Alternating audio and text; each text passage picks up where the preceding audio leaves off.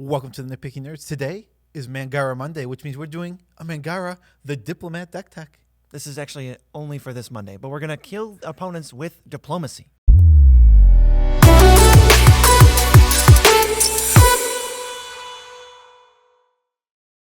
I'm your host, Joe Cherries. I'm your host, Beezy, and that makes us the Nitpicking Nerds. Do you like cutting-edge, breaking news deck techs from the latest sets that haven't even been fully released yet? Well, we're doing them nonstop until we run out of legends. Yeah. So better subscribe. We're not going to run out of legends because there's always a good amount of legends and there's always a good amount of not interesting legends. And besides, you'll want to be subscribed to this channel because our subscribers are 10% more the Senate. No. I am the Senate. Palpatine's famous line, I am 10% more the Senate. Because I subscribe to the Nitpicking Nerds. Go watch that scene again. That's what he says. Yeah, it actually is. If you don't go watch that scene right now, then we don't like you. Well, yeah, Mangara's brand new legend from... Oh, wait, no. He's a brand new threat from a brand new set. And it's white card draw, so let's just read it. 3 and a white for a 2/4 human cleric with lifelink. Whenever an opponent attacks with creatures, if 2 or more of those creatures are attacking you and or planeswalkers you control, draw a card. Whenever an opponent casts their second spell each turn, draw a card. I absolutely love the wording. Whenever an opponent attacks with creatures, comma. Yeah, that's... I don't know why it has to say that. It makes it sound like we could possibly attack with anything else. It's so funny. It's a great wording, and it's so funny. So this deck is a mono white deck, but we want to get our opponents to be attacking us. We want our opponents to play multiple spells per turn. So we're doing things that are going to allow for that to happen more often. This is not a group hug deck. We are facilitating action so that this amazing general can start drawing us cards. This is exactly what white starts to need. This is what white needs to start being amazing. This is just a mono white. This is just going to be a mono white staple. As a legend and in your command zone, he's awesome. Yeah, but the fact that it's legend doesn't take away anything. It just, you can play it as a commander, but it still goes right in your deck. It's not like Feather, where she has this weirdest possible build around that you can't ever play in the 99. Yeah, like Beezy's Oketra deck, his Guy Eternal Oketra deck is absolutely just going to throw this in. There's no way because this card is so good. It's amazing. Yeah, it just fits in the 99 of most white decks. This whole like second spell thing, yeah, that's totally white's. That can totally be within white's niche and getting attacked. Yeah, it feels taxy while at the same time feeling like white's not breaking the color pie. Hey, we did it. We did it, and it wasn't hard at all. Okay, the categories. The first one is obviously diplomacy. He's a diplomat. Yeah, he's a diplomat, and therefore we're going to be diplomatic. So the first thing we want to do is we want to get the monarchy, and as the monarch, that will prompt everyone to attack us. Kind of force them. Yeah, and if they have some smaller creatures, maybe you can even make deals where you're like, well, I know you have like, you can just attack me with one creature, but I'll obviously chump it. So if you attack me with 2 creatures, I'll just let you have the monarchy. Well, it's not even, that's almost not even a deal. That's just, hey, you can attack me with your 1/1 and I'll block it. Or you can attack me with 2 1/1s and I won't block it. That's a good deal for them and it's a good deal for you. Absolutely. And we have, so Palace Jailer, it's a 4-mana 2/2. Well, enters, you become the monarch, and then you exile a creature for as long as you remain the monarch. Yep. It's a little bit of removal, kind of. Usually you just hit a commander and then it'll go back to their command zone. Protector of the Crown is a 2/6.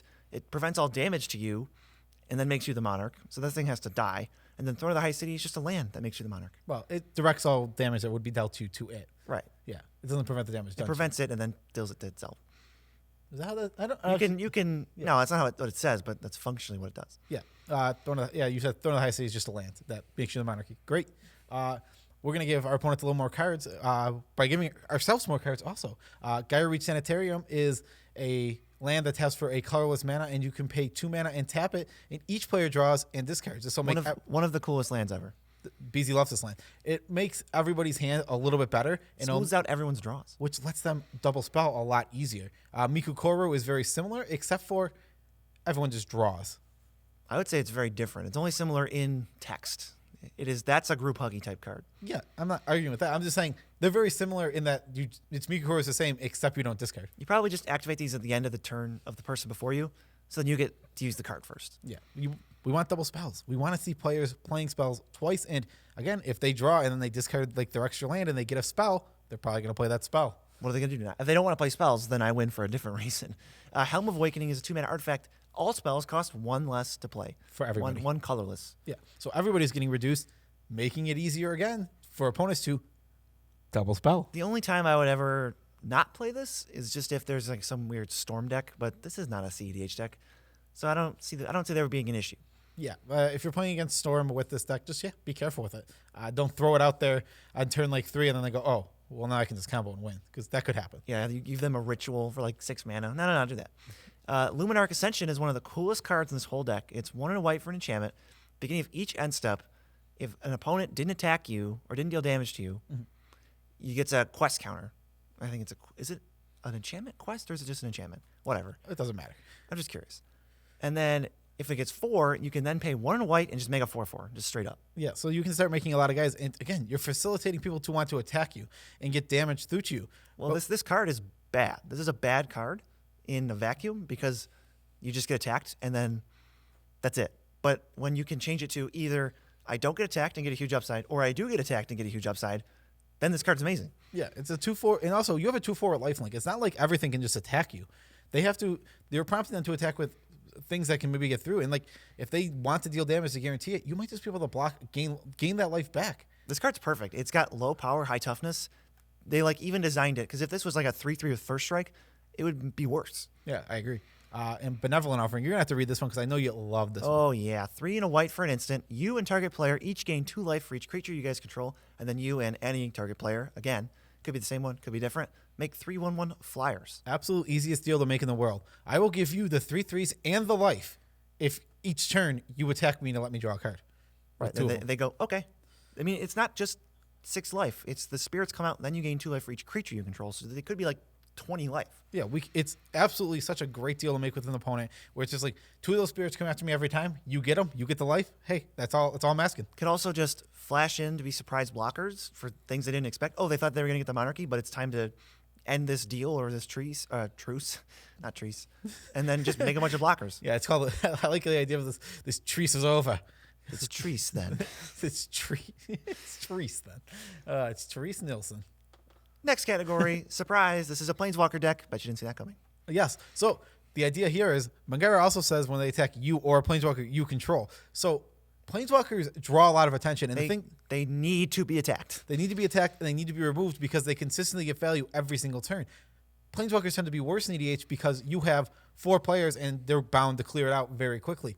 But in a deck like this, where we have a 2/4 that says if 2 creatures attack our Planeswalker, we draw a card, that gives us such an upside to want Planeswalkers on the field. It replaces the Planeswalker, bare minimum. And then the Planeswalker's ability probably replaces itself. Yeah, most of them replace themselves. One of them, let's just start with the coolest one. The Gourmet Bagel for synergy and awesomeness. I want to start with this one. Okay. Gideon Jura. How awesome is this card in this deck? The people who don't know what he does have no idea how awesome he is. Yeah, he's a 5-mana white, but his first plus is target opponent, all creatures that opponent controls, attack Gideon this turn. You're forcing attacks. If able. Yeah, I forget the if able. But you're forcing attacks into Gideon. You're forcing the draw card. It's replacing itself right away. He pluses to 8. He does plus to 8. And also, he blocks really well. He blocks Gideon blocks? No. Mangara? Mangara blocks so well. All the small things coming in, you're just going to gain some life. You're probably not going to...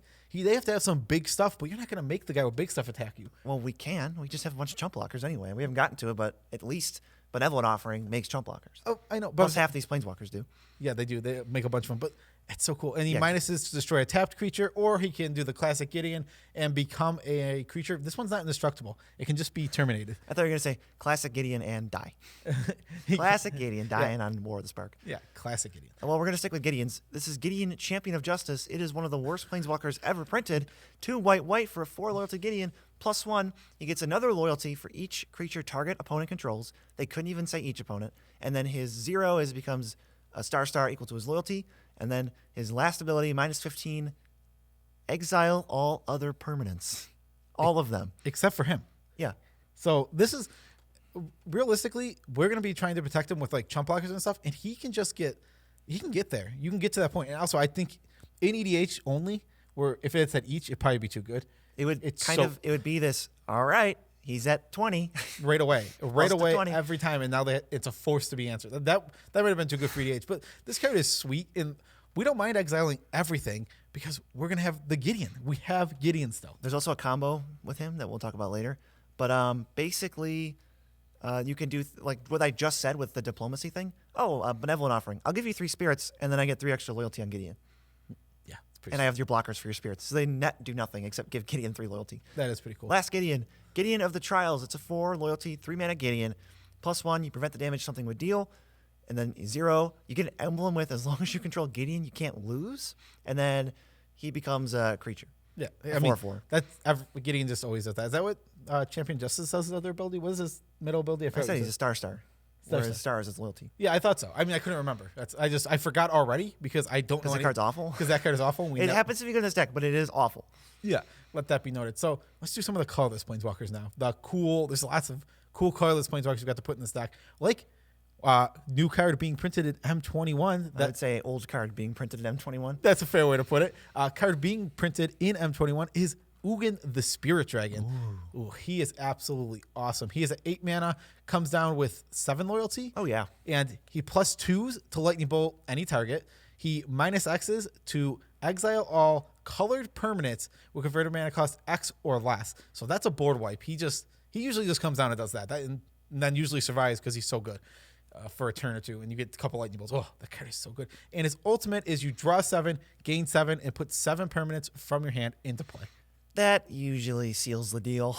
It usually doesn't happen too much. Sometimes, but Ugin's one of those things where it's like maybe the player before you board wipes, and then you play Ugin plus on an empty board. It's like, how good does that feel? It feels great because + alt is what he does. Yes. If they don't answer him, and the best way to answer planeswalkers is to attack them, and we just went over why that's amazing for us. We don't care.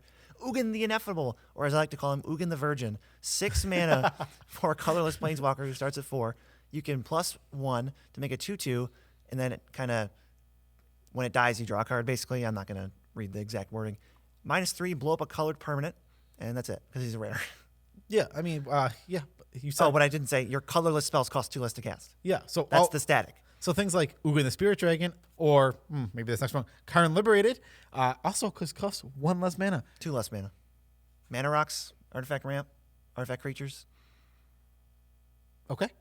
I said 1 less mana. I'm confused. Ugin the Ineffable says they cost 2 less mana. Oh, why am I so weird? Why? I don't know. Why was I thinking they only cost 1 more? Less? It doesn't matter. They You're cost thinking 2. of Helm of Awakening. I am thinking of Helm of Awakening. Karn Liberated is a 7 mana planeswalker. Enters with, oh god, how much loyalty is this mana? Pluses to 9, right? So he starts at 6. Yeah, he starts at 6. No, he pluses to 10. It's +4. Is it? Yeah, because he can -/ to exile 2 lands. I know. Yeah, for Modern, we know he starts at 6, +4. Someone exiles a card from their hand, fun. -3, exile a permanent, fun. And then -14? Yeah, restart the game with, and you have all permanents that were underneath Karn in play. Cool. We're not going to do that. We're going to play him. He's literally, if you ever watched A Pup Named Scooby-Doo, there's a character called Red Herring. He is the Red Herring. Yeah, he draws so much attention so quick. And again, he is very good. He can -, or he can just start plussing out of control and just completely take over the game. This card is so good. He's annoying. You can even, if you're feeling confident, you're feeling cocky, plus get one of your own cards. I love talking about cards in context because, like, if I was I think Karn is terrible in Commander. That's what I was gonna say. In your average deck, he's poop. That's how I felt about it too. But it's like in this deck where you can really, the way to get rid of planeswalkers. I know there's spot removal, but we can't care about spot removal. Dies removal is nothing. Yeah, that's not an argument. That is an argument. Doesn't mean anything. He's awesome because now after he exiles the best permanent on the battlefield, he draws all this attention to be attacked, and it feels great to really get your Karn attacked like that to get the card back. And it can probably gonna happen multiple times. Yeah. What about another Karn? What's the other Karn? It's Karn, Sign of Urza. 4 mana for a 5 loyalty Karn, +1. Reveal the top 2 cards of your library. An opponent picks one. That one goes in your hand. The other one goes into exile with a silver counter on it. -1. Put a card you own with a silver counter on it from exile into your hand.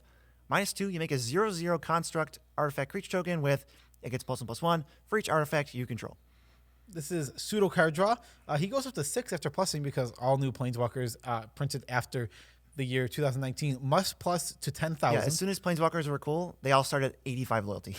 And he starts at a ton of loyalty. He pluses right up. It's pseudo card draw. You split things into 2 piles. This is also going to be political because somebody's choosing to put it in your hand. So if there's a board wipe needed, somebody might just give you that board wipe. Yeah, if it's land board wipe, what are they going to do? Give you a land and then not get what they want if they want the board wiped?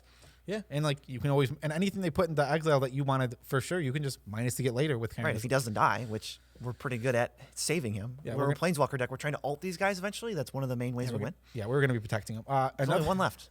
There's only one left. There's 3 left. There's only 3 left. Yeah. I skipped 2 of them. Yeah, I was gonna say there's 3 left. 2 of them are Elspeth. Elspeth's Sun's Champion is a planeswalker that comes down with 4 loyalty. It costs 6 mana. It +1s to make 3 1/1 soldiers. They're not humans. No. I wanted to say they're humans, but They could be anything. They could be anything. They could even be a vampire. But it doesn't matter. We digress. -3, she destroys all creatures with power 4 or greater. And -7, you get an emblem with all your creatures have +2/+2 in flying. This is another Planeswalker that I think is way overrated. We're the Planeswalker deck. This is all we care about. We want a good Planeswalkers. There's a ton we're not playing because they're just too bad. But this one totally justifies it. 3 blockers? Okay. She makes the rock. She's really good at protecting herself. And then on top of that, she's a pseudo board wipe, get rid of all the big stuff. And we want to protect all these planeswalkers. It's not just Elspeth that wants to protect herself. If she was just making blockers for herself, it's like, this card's okay then. But if you're protecting Gideon, Karn, Ugin, and Ugin. Yeah, we got 10 Planeswalkers in this deck, but there's only 5 different characters. I didn't even realize that was true. Yeah, I just grouped them based on their name and not what they actually do. The last one is a Johnny Steadfast. There's only one Johnny in this deck. But I didn't talk about Elspeth. So the next one is Elspeth's Sun's Nemesis. She's a 4 loyalty, 4 mana, 5 loyalty Elspeth. Yep. She only minuses. She can -2 to make 2 1/1s, -3 to gain 5 life, or -1 to give 2 creatures +2/+1, +2/+1. Good God. And then she escapes for 4 white. So you can exile 5 cards in your graveyard and cast her again. Yeah, the important part is she escapes. This card's really bad if it doesn't escape, but a way to keep making jump blockers from your graveyard. This is she gets card advantage. We're not really playing with our graveyard too much. We play with it. This is really it. But this is one of the main ways, and we're fine with exiling our graveyard because we're not interested in what's in there. So she gets us card advantage in that way of you play her twice, then you've gotten a card up because you've done Elspeth twice now. Assuming they haven't even attacked her. Yeah, they might not. This card is not that great.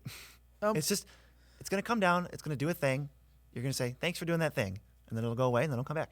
Yeah, and I mean... It doesn't not all Planeswalkers need to be busted. This is one of my favorite Planeswalker designs ever. There's also a really cool thing with this is you can just make great political deals with this.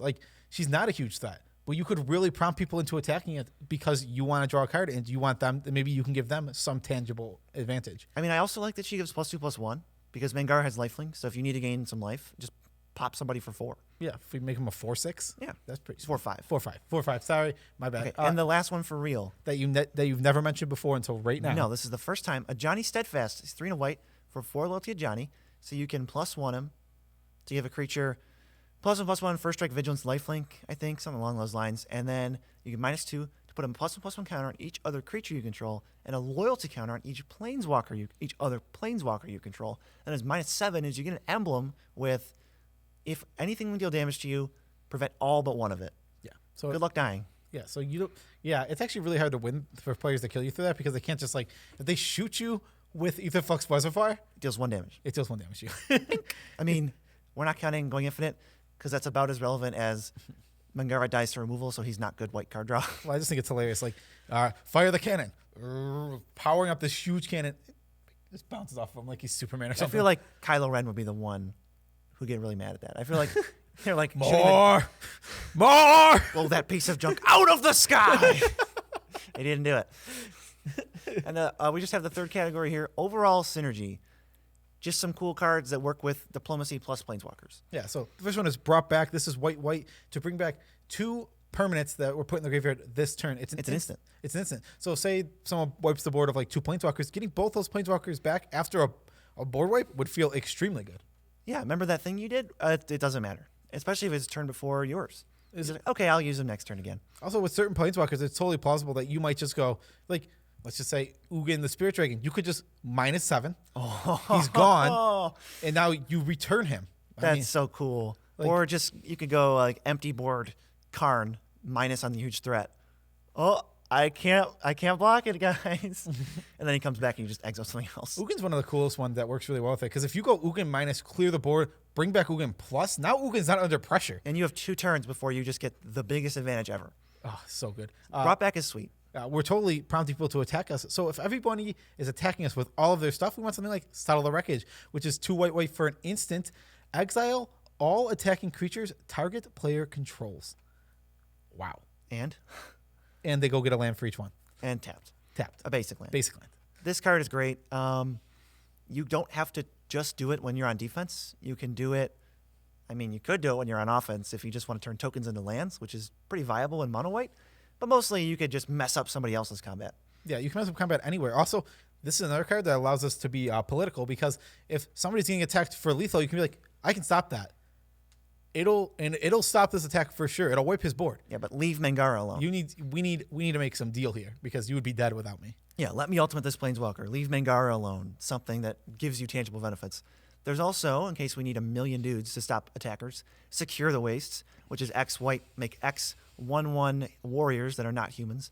And then Decree of Justice, which is functionally just a cycling card with 2 and a white, and then you can pay X, make X 1/1s. Or you can pay some weird XX mana call. Yeah, it's like XX 2 white to make angels. No one cares about that. Yeah, we don't do that. We just make 1/1 chump blockers. That's what we want to do with it. And it draws a card and replaces itself. Ooh, we're talking about planeswalkers. How about something like Arena Rector, which is what's the card that's based on? Academy Rector. Academy Rector, which it's I don't know its power top. 3 and a white for a 1/2. A 1/2. I couldn't remember that. Embarrassing. 3 and a white for a 1/2, and when it dies, it triggers, and you can choose to exile it from your graveyard. And if you do, you search for a planeswalker and put it on the battlefield. You're gonna get Ugin a lot with this. Yeah, the big Ugin. This is like 4 mana get Ugin. It's just a when it dies. tutorable thing. It's a chump blocker if they're trying to attack you with a million dudes. Okay, well, I'll just put this old lady in front, and then she's gonna die and turn into Ugin somehow. Yeah, I never really looked into the flavor of it. She has a hologram thing, so she's on like the phone. She's calling Ugin, get over here. I'm dead. I'll be right there, Grandma. There's Dejeru. I'm gonna call him with arms wide open. With Thank you. 4/3 for 5. Enters the battlefield. Tutor a planeswalker, and then if a planeswalker would take damage, you prevent 1 of that damage. The most mild upside, and I think he has vigilance. Yeah, This is the most forgettable character ever. But it's definitely, guess what? It's good in a Planeswalker deck. I have no clue how he works. He just brings a planeswalker in. I don't know if there was a story thing to this or what. He brings, it should say search for Samut, because he's not a Planeswalker, so he doesn't know Planeswalker. Oh, it's just Samut He can't just call him like Arena Rector can. on the phone. I don't know how she knows Planeswalkers either, but whatever. I don't know how any of these things exist. This next one kind of makes sense. It's called the Gatewatch, which is 2 and a white to search your library for 1 planeswalker. So basically, you can get your best planeswalker for 3 mana. Call the Gatewatch. Nicol Bolas, I really need you here. Come on, dude, I'm getting hammered. I gotta call the Gatewatch. Ugin, I know you technically didn't join, but would you mind getting over here really quick? Yeah, and you're like, his goals are the exact opposite of theirs. Obnixilus, hurry! We need you to be really annoying. I'll get you, Gatewatch. Thanks, Obnixilus. Okay, the next one is Ignite the Beacon, which is 4 and a white for an instant. You search for 2 planeswalkers. They had to invalidate Call the Gatewatch in War of the Spark. This one makes a lot more sense because the beacon is just designed to bring in all planeswalkers. That is an actual flavor thing that I can follow. Yeah, the beacon is just a lure, is a trap. It's a trap to bring in planeswalkers. That's all it is. Easy, simple. Well, I think it was meant to bring in planeswalkers, and it wasn't a trap because Ral Zarek lit it, but Bolas just turned it into a trap. No, Bolas wanted them to light it. He let them. No, yeah, that's why, because it was a trap. Yeah, it was. But Ral Zarek wasn't trying to trap anybody. It wasn't originally intended. They thought they were calling for help, but he's like, no. I'm an evil guy, and I want him here. Yeah, something about it made them not be able to resist the call. Yeah. Imagine getting a call on your cell phone, I can't not answer this. No. It's a telemarketer! The last one. The last one is Thalia's Lancers, which is a 3/3 with first strike for 5. 4/4 with first strike, nerd. For 5 mana, when it enters the battlefield, you can search for a legendary card. Any legendary. Even something like Urza's Ruinous Blast, which is in this deck. Any planeswalker, which is in this deck. Any legendary creature. Yeah. Legendary lands, if we have any. Nykthos is in here. Well, I mean, we've listed one already. Gyre Sanitarium. Oh, yeah. That is legendary, and I'll never remember. Yeah, it is I mean, it's... There's only one Insane Asylum on the whole Gyre Reach. All right. So we're in the winning the game category. This is the part where we, win the game, to be honest. So we mentioned the Planeswalkers. We're not going to rehash that other than to talk about that one of the main win cons, I guess plan A, is to just ultimate them. Yeah, with things like Contagion Engine. That's up on screen. I think it's in the Nitpicking Hall of Fame by now. At this point, when we mentioned Planeswalkers, we mentioned Contagion Engine. It's a board wipe plus a potential win condition. Yeah, the next one's not in the Hall of Fame. Nesting Grounds. Read it. It's a land. It taps for colorless, or you can pay 1 and tap it to move a counter from a permanent you control onto another permanent, which is weird. But we can do that with loyalty counters. Oh, hey, Ugin, you don't need that extra loyalty. We'll just move it onto my Elspeth before so I can ultimate. Yeah. Also, you can only do it at sorcery speed. It is really cool. Carnage Bastion, which is colorless land, but you can pay 4 and tap it to proliferate. So get those extra counters out there. Ode our Planeswalkers. That's the goal. Yeah, and we already mentioned Johnny Steadfast, which gives loyalty counters. Yeah, he's putting himself down to bring others up because his friends are his power. His friends are his power. Johnny Goldmane is the Sora of Magic. Oh my god, him and Karn is also really lame. He's like true good. Karn on Arena says true goodness is incorruptible. It's like, go away. BRB, I'm about to commit genocide and blow up Phyrexia. Elspeth Conquers Death is a recent card. It's 3 white for an enchantment. It's a saga. First chapter is you exile a permanent, mana cost 3 or greater. Cool. Next saga is until your next turn, opponent's non-creature spells cost 2 more. That's actually way better than it is in standard in EDH. And the last one is you get back a creature with a +1 counter or a planeswalker from your graveyard with a loyalty counter, an extra one. Yeah, we're getting extra loyalty counters all over the place. And this deck has ways to bring back planeswalkers. As you've seen, there's now multiple ways. Yeah. They're not staying dead. Yeah, we don't want them to stay dead.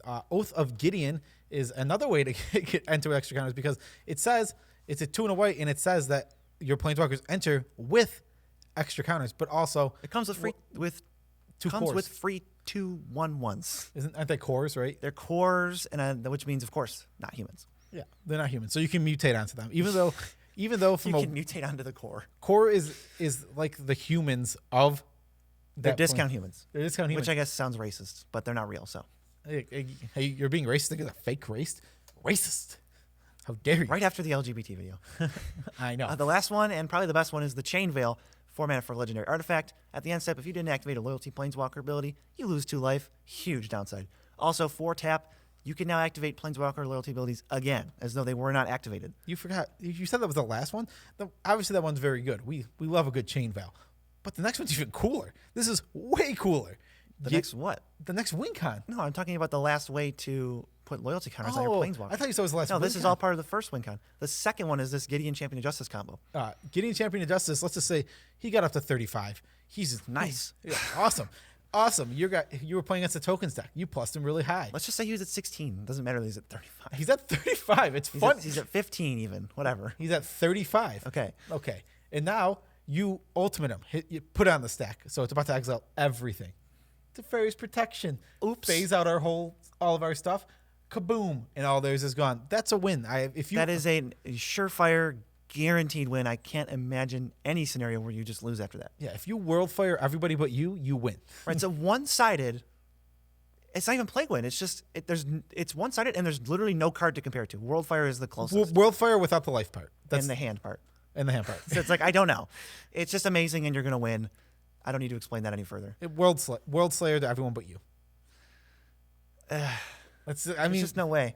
I mean, it's the closest thing I got. World Slayer exiles everything. We don't really need a comparison. It's amazing. It hasn't been printed yet. It's great. Yeah, I mean, it's completely stupid. If this card existed, it'd be banned. If there was 2 white, like that card, 4 white, exile all things you don't control, they would be banned. Yeah, if that was 10 mana, it would still be banned. Yeah. And the last way to win, it's really just plan C. I threw in an Elish Nor into this deck because we got to be able to beat down.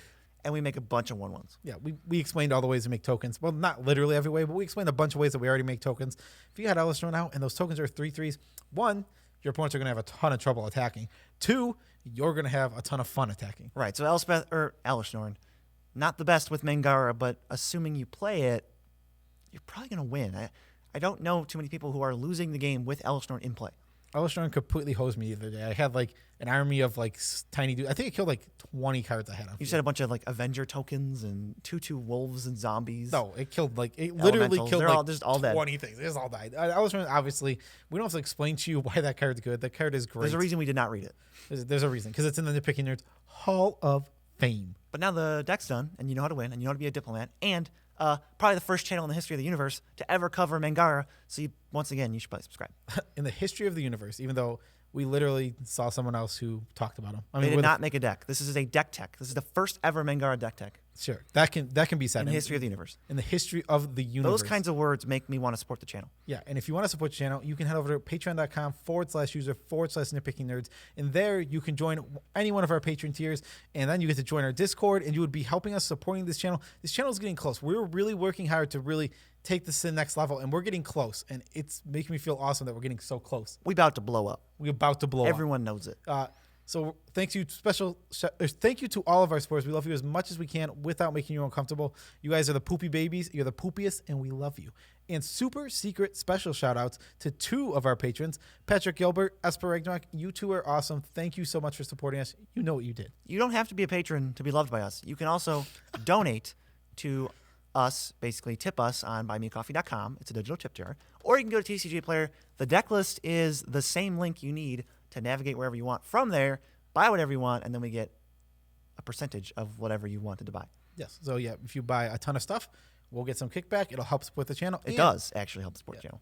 A lot. And besides is what I say in the beginning. Additionally, if you can't get enough of the Nitpicking Nerds, more me, but sometimes BZ, you can head over to twitch.tv/nitpicking, the Nitpicking Nerds or Nitpicking Nerds. I can't remember which one it is. Doesn't matter. You can go to the link in the description. You can go to the link in the description. That'll take you there. And you can watch some more Nitpicking Nerds play Arena. All your old videos get saved, right? A lot of the VODs. So there's a huge backlog, right? There's a backlog of VODs to watch on there if you guys want to check out some of the VODs.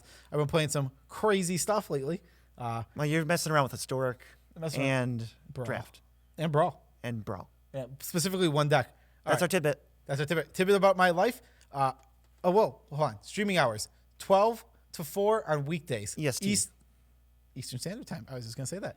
So if you want to watch, that's how you can watch. And tidbit about what I've been playing.